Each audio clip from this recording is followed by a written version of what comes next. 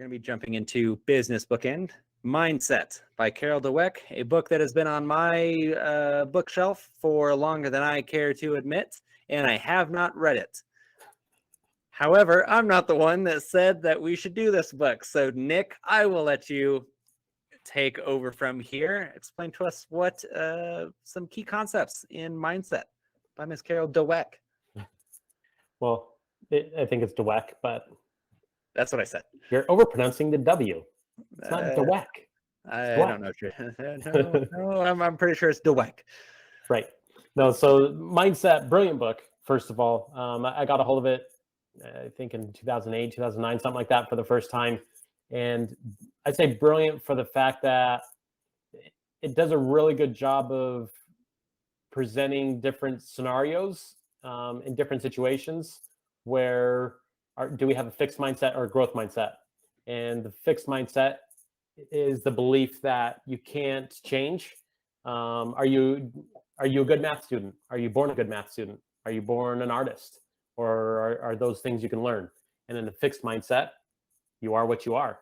And in the growth mindset, it's I'm not that yet, right? I can do that. I can improve if I choose to improve. So it goes back and forth, presenting both sides of the story, so to speak, in different examples. And I think an interesting takeaway that I had is all of us are a little bit of both. And I think, unfortunately, again, too many individuals tie themselves to one or the other. We had mentioned extroverts versus introverts last week. And nope, I'm an introvert. Well, hold on. Like I think in different social settings, we are all very much extroverts when we're comfortable. How about around family, right? Yeah. I think some of us totally open up around certain individuals, certain friends. You get you with your best friends. Are you still that same introvert that you are in a massive party of 100? I would find that very surprising if that's the case, right? Yeah. So mindset is no different. I think we have some growth. We all have a growth mindset with things we like because we like it. And we're just like, dude, I sucked a year ago at that, but I'm so good now and it's so fun. Yeah. And there's other roadblocks we create for ourselves mentally. It's like, I stink at that. I'm never going to be good at it. And I don't want to be, and I don't care. Right. Yeah. So that's that in a nutshell. And I mean, growth mindset is applied to so many things. And I think we all know and I think we have something going on with your audio. Do you have something brushing up against a mic? No. Maybe. No? Oh, interesting. Every time you talked, a little scratchy. Yeah, no, we all have that coworker that we just love to work with, where all day, every day, they're just complaining about everything. The job sucks. Why are we here? This is hard. The stuff that I'm doing isn't working. Everyone else is so lucky. And it's like, shut up. Like if you're someone on the outside, you're like, no, that's not the case. You're just bad at your job. Like, let's be very clear about this. This is not the job's fault that you're not good at the job. So that's a very easy and relatable one for all of us, because we've all had that person that we're just like, God, you get home, you tell the spouse asks you, how was your day at work? And you go, Jesus.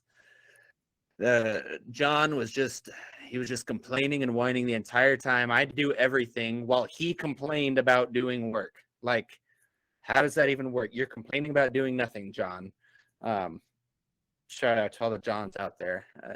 But yeah, so that's, I think, a very easily relatable one when it comes to that. But ultimately, it comes down to, sounds like, yourself. It comes down to what you decide to paint that picture as. When it comes to whatever job that you're in, I'm sure we've all tried that as well, where we try a new job and we're just like, man, that's just not, or we see someone doing a job that we're like, I could never be that person. I could never do that. I could never be a salesperson. I could never be a porta potty cleaner person. It's just not in me. It's just not who I am. Are there any kind of tips and tricks that Dweck has when it comes to kind of breaking out of that mindset or readjusting the way that you're viewing the situation? Or well, it's exactly that. It's okay. Having enough self-awareness to understand, is there a different way to look at a problem? right? We just talked about it in our last segment of you being an expert within the lending space, of you having a different angle based on your information that you have at your disposal to say, you know what, we can't solve it with that, but we can solve the problem like this. You know, and I think from a mindset standpoint, it comes down to perception. For those that can visualize with me the picture of an old lady and a young lady, and the young lady's looking over her shoulder, and depending on your perspective, it looks like an old lady with a big wart on her nose, and for some people, it looks like a young lady with a nice hood over her head. So for those of you that have seen that picture, you know exactly what I'm talking about. And for those of you that have never seen it, you're just like, what is he trying to paint right now? Google Nonetheless, yeah, Google it. Young lady, old lady picture. Boom. You will find it with that. But no, where I was getting to with that is you will look at the same picture and both people can be right. But again, it comes down to perception and what angle you're looking at it from. And I think that's an interesting way to solve problems, right? It's your perspective. What I also wanted to mention too, and she talks about this one, is how much of a growth mindset young people have, right? When they look at a problem, they're just like, well, I'll just do it this way then. And I'll just do it that way then. Or you think, I think of Diego, he's crawling, right? And we're so encouraging of him to like, keep going, let's go. And we don't care if he falls down. We don't care if he doesn't get it right. It's like, no, keep going. And then it's interesting, as they start getting older, we start putting our filter as a parent on things like, you can't do that. No, don't do it that way. You shouldn't do that way, right? And there again, it's like, well, for some things, well, why? And they ask that question, do they not, Jay? Well, why? Boy, do they. Boy, do they. Why do we have to go to bed? Because it's dark out. Why is it dark out? Because the Earth rotates. Why does the Earth rotate? Yeah. Because the gravitational forces are shut up. Like, don't fight with Isaac Newton. But it goes back to just, again, young people have it's ingrained in them to have a growth mindset, really, and it's kind of society and us as parents that help shape that growth mindset into being fixed. Whether it's our comments off to the side and it's just you and me, but your son over here is just like, oh, he's such a natural thrower. He doesn't even have to work hard, right? And now all of a sudden they're catching on to these verbiages of, well, he doesn't have to work hard and you're just born that way. Like, you can't tell me kids don't latch on to those comments you and I make, not necessarily directed towards them, but they catch on to things, right? And they start thinking, we all do. 100%. Yeah. Think about when we praise kids for doing things so fast. Oh, you did it so good and you were so fast. Well, Carol Dweck talks about that. She's like, well, the kid has just put 2 and 2 together as fast equals quality, or fast equals good, versus your effort that you took, or the effort you took to get there was so consistent, right? That's longevity, versus when we make these shortcuts. And sometimes it's self-awareness of you and I not realizing sometimes how we term it, and we praise them and they latch on to, wow, he said I went fast and I did good. Boom. And now they start skipping things. Now you're just like, well, what'd you do that for? You know, and they can't explain it, but they heard it. Yep. And yeah, I mean, we all have that too. We all have to, I mean, think of starting a new job. When you first start a job, you already have a perception of what that job looks like, how you're supposed to act with it, how you're supposed to be in it. Say you get into, say you're a banker. We all know what a banker should look like. If you go in there and you see a guy with like tattoos or something and is a banker, you're gonna be like, ooh, boy, howdy, is he gonna steal my money? How did he get this job?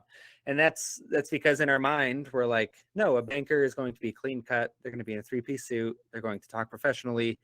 And so and when we decide to go into a job, and in this case, a banker, if we feel like we are going against any of those stereotypes, or we have that mindset of what they should look like, and we try to change ourselves, and that's not who we are, then we can have an internal conflict that then makes the job a lot harder than it actually has to be, because we're not allowing ourselves to be who we are. Instead, we're trying to fulfill some sort of stereotype, whether that's right or wrong for that position. Same thing with anything.